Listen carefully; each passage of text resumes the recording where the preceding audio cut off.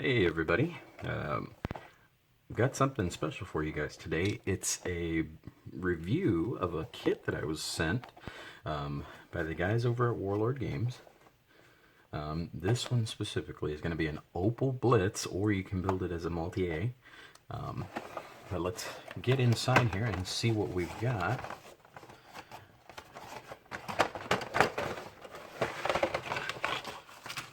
Now this is their newer packaging setup, so you're getting quite a bit of stuff in here.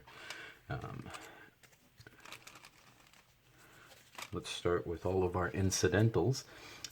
So you get the cards for the actual model itself. That way you don't have to be flipping back and forth through the rule book, which is always a big help. And like I said, you can build it one of two ways. Another thing that they've included are the smoke and damage and wreck markers with these little wisps of cotton or wool that you can use to kind of simulate the fire burning. That's something I had never seen before in a kit, so I really do enjoy that, especially for game purposes, because it's always nice to have something to mark stuff with that adds a little bit of ambiance, or pulls you into the game table a little bit better. You also get this piece of clear plastic that has these printed on there, and I don't know if you can see that too well, but those are cutouts for the windshield and for the windows, because the kit, if I can go to the sprue here, has an empty glass and an empty window. So you put those in there on the inside to simulate the glass. So I thought that was a really nice touch.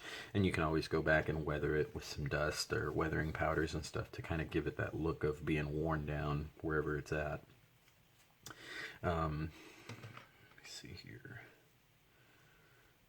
Yeah, this one doesn't have a back glass, so you don't have to worry about doing anything like that. And then another thing you get in this kit is all of the decals, including your license plates, your unit markings and stuff. You also get your different campaign or theater decals on here. Let me see if they'll focus for you guys. So you can make it a couple of different ways, including as a medical truck if you needed to.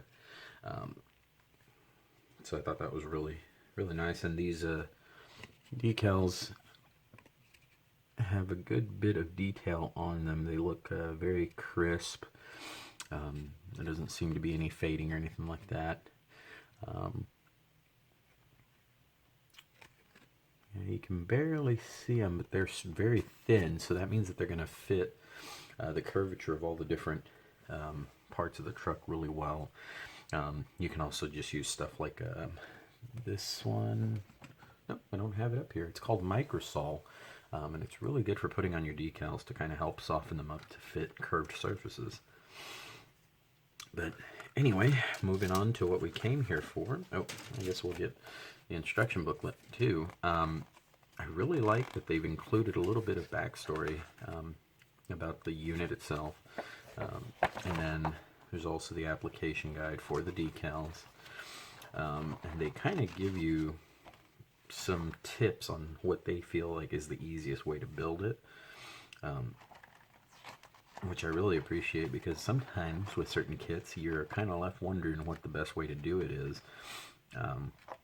If you're following the directions, sometimes you might disagree with them and change stuff here and there.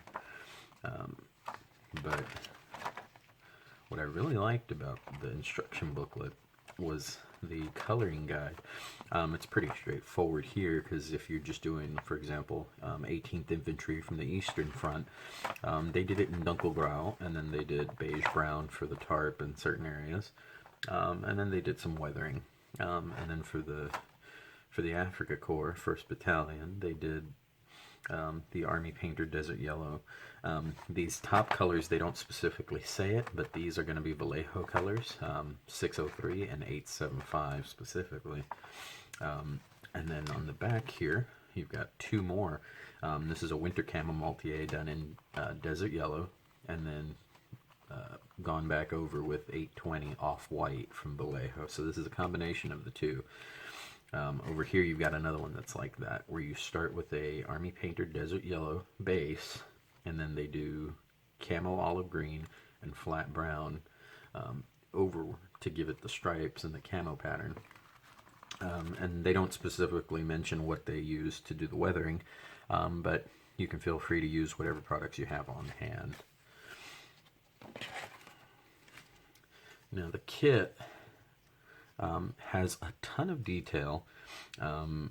Everything is very crisp and clean. Very few like ejector pin marks or anything like that in places that might hinder you from building it properly or straight on, or that way there's no warping to the cab itself.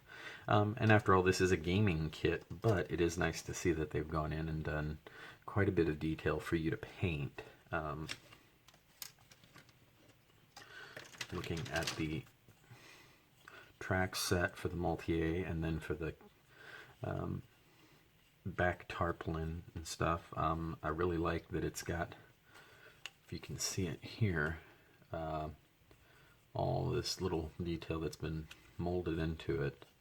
And then the back of the bed with these boards and stuff, you could easily take like a steel brush and run it along this plastic to kind of score it a little bit more to make the wood effect look really worn down.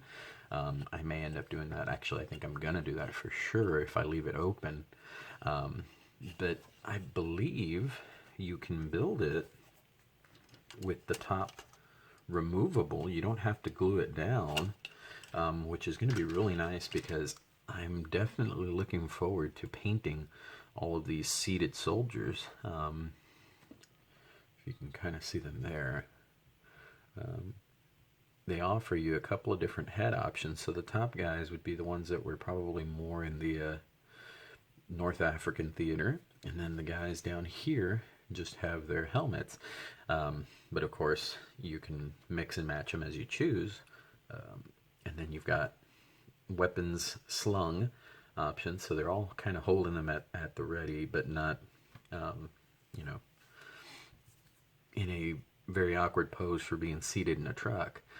And the top half of the torsos is one piece. The bottom legs are all individual, but they're all going to go in their specific spots on these torso parts. But then you just pop them onto the benches themselves, allowing you to kind of have everything seated up and everything, and then you can just put the top down on it. And I would definitely recommend that these get painted before you put them in there, because otherwise you're going to be dealing with, trying to get your brush into some narrow spots and stuff like that. And it wouldn't be fun. If you don't plan on using them, then you can just glue your top down and not even have to worry about it. But I'm a stickler for things like that, and they've given me that amount of detail, so I definitely want to paint it to make sure that it's there and it's visible, and you can kind of show it off. You can take the top off, especially because they took the time to do these soldiers. But yeah, with that said, I think it's a really great kit, and you can't go wrong with it for whatever you want to do. Now, I think I need to look at the instructions actually, but I think there may be a way.